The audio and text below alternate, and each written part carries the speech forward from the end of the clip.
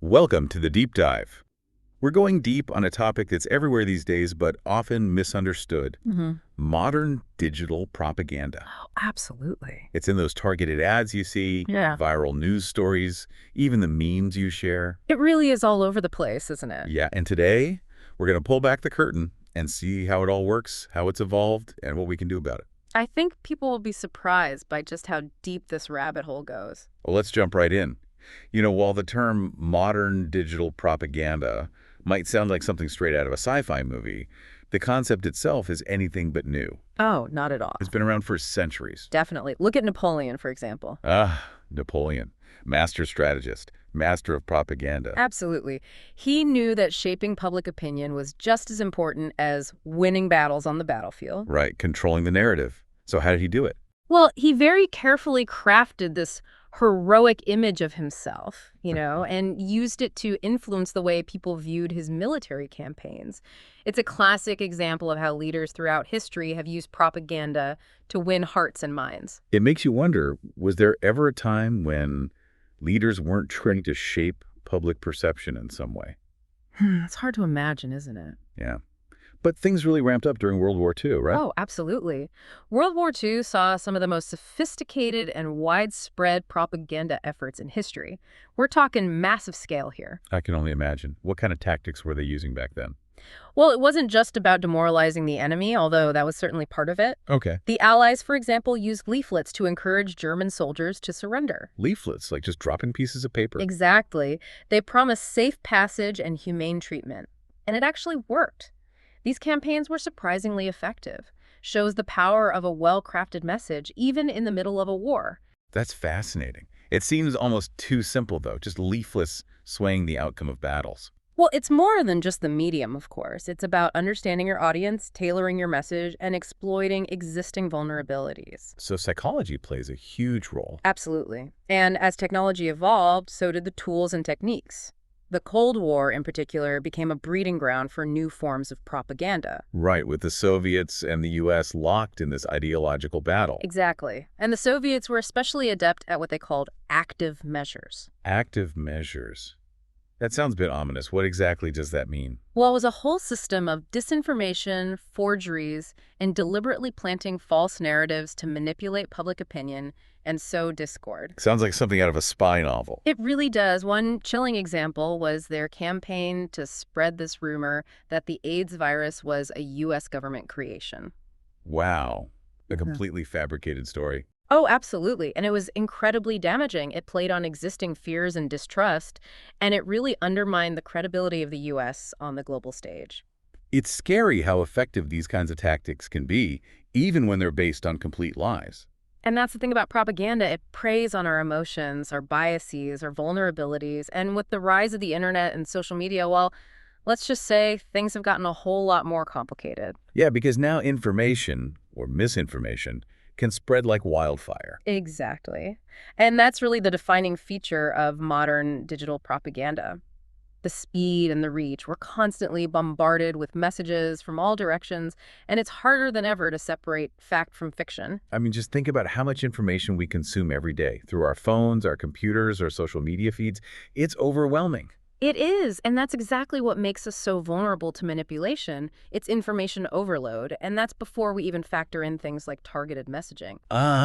Targeted messaging. That's where algorithms come into play, right? Like those ads that seem to know exactly what you've been thinking about. You got it. Those are no accident.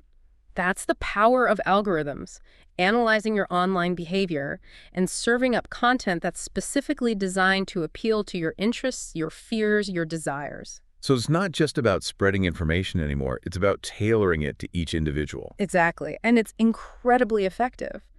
Because the more personalized the message, the more likely we are to believe it, to share it, to act on it. It's a bit unsettling, isn't it? Like we're being manipulated without even realizing it.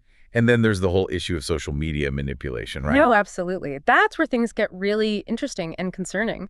We're talking about manipulating trends, creating and amplifying content designed to go viral, often with the goal of shaping public opinion or even inciting specific actions. I mean, we see this all the time, don't we? These viral trends that seem to come out of nowhere and take over our feeds. Right, and we often don't stop to think about who's behind them, what their agenda might be. So how do we protect ourselves in this environment where information is weaponized? I mean, it feels like we're constantly under attack. Well, awareness is a good first step. Just understanding the tactics being used is crucial. Okay, so knowledge is power, but what else can we do? Well, we need to develop a critical eye. Question everything, don't take anything at face value. Easier said than done, Yay. especially when we're bombarded with so much information all the time. It is a challenge, but it's essential. Think about the source. Look for signs of bias. Be wary of anything that seems too good to be true or designed to evoke a strong emotional reaction. So it's about cultivating a healthy skepticism. Exactly. And that's a skill that will serve you well in all areas of life, not just online. It's interesting, isn't it, how we've gone from leaflets dropped from airplanes to algorithms targeting us on our phones. It's like we're in a digital arms race, constantly trying to stay one step ahead of the manipulators. You're not wrong. And that brings us to the world of cyber warfare, where digital propaganda has become a key weapon. Because now it's not just about spreading misinformation, it's about using information to destabilize governments. So discord among populations, even influence elections. Absolutely. And it's happening all around us all the time. And frankly, we're not doing a great job of keeping up. Well, that's not very reassuring. Do you have anything to back that up? Oh, absolutely.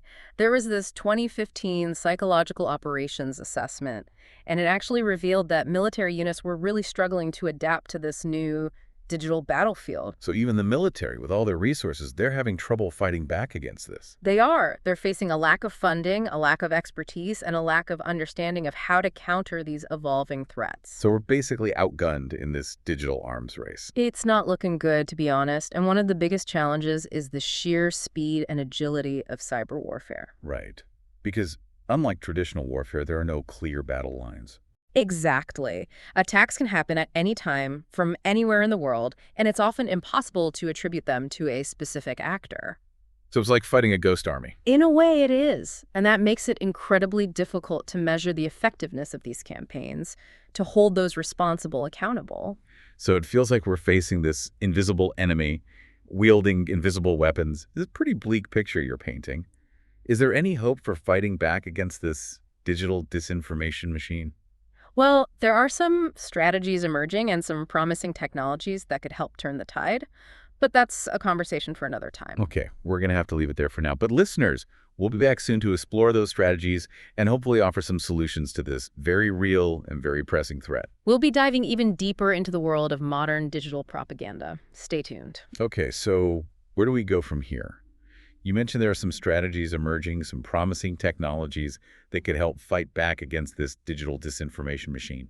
Well, one of the most promising approaches is to fight fire with fire, to use technology to counter technology. So like a digital immune system. Exactly. We're talking about AI-powered tools designed to detect and counter propaganda in real time. AI fighting AI. It sounds like something out of a sci-fi movie. It does, doesn't it? But these tools are already being developed and deployed. Researchers are building algorithms that can analyze text, images, even videos to pinpoint patterns associated with propaganda. So they're like digital detectives sniffing out these subtle clues. That's a great way to put it. They can spot things like emotionally charged language, misleading statistics, logical fallacies, all the tricks of the trade, basically. So these algorithms can actually tell if a piece of content is designed to manipulate us. They're getting pretty good at it. And it's not just about analyzing individual pieces of content either. These tools can also look at networks and connections, helping to identify coordinated disinformation campaigns, bot activity, and other signs of manipulation. So it's like connecting the dots to see the bigger picture. Exactly. And that's crucial because it's not always about a single piece of fake news. It's about how those pieces fit together to create a narrative, to shape a perception. So technology can help us fight back, but can it really win the war on disinformation? I don't think technology alone is the answer. It's a crucial tool, but it needs to be paired with something else, something even more important. Empowering individuals. We need to help people become more discerning consumers of information. We need to cultivate critical thinking skills. So media literacy is key. Absolutely. We need to teach people how to question sources, verify claims, and recognize their own biases. Just like giving people the tools they need to defend themselves against manipulation. Exactly. And it's about fostering healthy skepticism. Not cynicism, but a willingness to question what you see and hear, especially online. Because we can't rely on algorithms to do all the work for us. Right. We need to take responsibility for our own information consumption. We need to be active participants in shaping our own online experiences. It's like a digital detox for our minds, learning to filter out the noise and focus on what's truly important. I like that analogy. And it's not just about individual responsibility either. The platforms where this content is being shared have a role to play as well. Oh, absolutely. I mean, they're the ones providing the platform for this disinformation to spread. Right. And they need to do more to create a safer online environment. They need to implement content moderation policies, invest in fact-checking initiatives, and be more transparent about how their algorithms work. I can see how that gets tricky, though. We want to combat harmful propaganda, but we also need to protect freedom of speech. It's a delicate balance. It is, and there are no easy answers. But it's a conversation we need to have as a society. It requires a collective effort involving governments, tech companies, civil society organizations, and individuals alike. It sounds like a multi-pronged approach, attacking the problem from all angles. That's precisely what we need. No single solution will solve this. But by combining technological tools with media literacy, education, and platform accountability, we can create a more resilient information ecosystem, one that's less susceptible to manipulation. It's a fight worth fighting, because the stakes are high. This isn't just about annoying ads or fake news stories. Digital propaganda has the power to undermine trust, sow discord, and erode the very foundations of our democracy. You're absolutely right. And as we move further into the digital age, these challenges will only intensify. But challenges also breed opportunities for innovation and collaboration. We need to harness the power of technology and human ingenuity to create a more informed, resilient, and empowered society. Before we wrap up, I wanted to touch on something that's been on my mind throughout this whole conversation. We've been focusing on the negative side of digital persuasion, the dark side. But is there a flip side? Can these technologies be used for good? It's a great question, and the answer is a resounding yes. While technology can be misused for manipulation, it can also be harnessed to achieve positive social impact. Really? So we can use the same tools that can manipulate us to empower us instead? Absolutely. Persuasive technology, when used ethically and responsibly, can be incredibly powerful. It can be used to promote public health initiatives, encourage sustainable behaviors, combat discrimination. The possibilities are endless. So it's all about intention, about using these technologies for good, not for manipulation or control. Exactly. Transparency and user consent are key. When people are aware of how these technologies are being used and they have a choice in how they engage with them, then we can start to unlock their true potential. It sounds like we're at a crossroads. We can either let these technologies control us, manipulate us, or we can take control, use them to build a better future. And that's the challenge, isn't it? To ensure that these technologies are used for good, to create a world where information empowers, where technology connects and enlightens, not divides and manipulates. It seems like we've reached a turning point in our deep dive. We've explored the dark side of digital propaganda, but we've also glimpsed the potential for technology to be a force for good. So where do we go from here? What's next? Well, the future isn't predetermined. It's up to us to shape it. We need to have open and honest conversations about the ethical implications of these technologies, about the potential risks and rewards, and we need to work together to ensure that these tools are used responsibly, ethically, and for the benefit of all humankind. It's a lot to take in. We've covered so much ground in this deep dive, from the early days of propaganda to the rise of AI-generated disinformation. It really feels like we're at a turning point. We are. This is a defining moment. The decisions we make now, as individuals, as a society, will determine the course of our digital future. It feels overwhelming, though, doesn't it? Like, how can we possibly fight back against this tidal wave of disinformation? Where do we even begin? Well, I think the first step is awareness. The fact that we're having this conversation, that we're shining a light on these manipulative tactics, that's huge. So just talking about it, being aware of the problem, that's a start. Absolutely. Awareness is power.